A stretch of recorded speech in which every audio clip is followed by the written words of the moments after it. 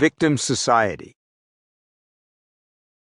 The truth, of course, is that most of us sit somewhere between these two extremes. We sometimes act like victims pointing outward, and we sometimes act like initiators looking within. Even those of us who tend to be initiators can act like victims sometimes, and those of us who tend to feel like victims have moments when we see the potential to change things. There are other times when we aren't so much like victims as we simply accept the status quo with a shrug. Victim thinking and scores on locus of control are not identical, but what concerns me is that victim thinking is becoming more pervasive. After analyzing the results of studies using Rotter's scale on locus of control with young people from 1960 to 2002, Jean Twing, a prolific researcher at San Diego State University, found a disturbing trend.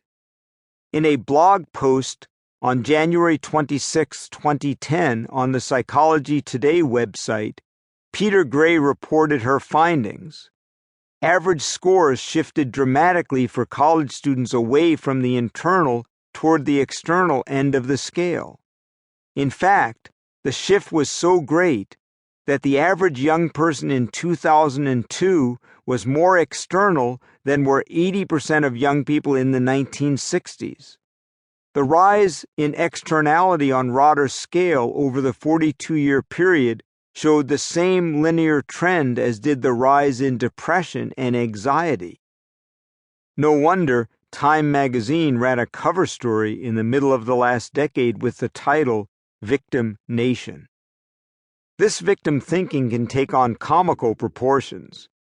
Remember a few years ago when someone sued McDonald's and won the case because she spilled her hot coffee, causing a burn?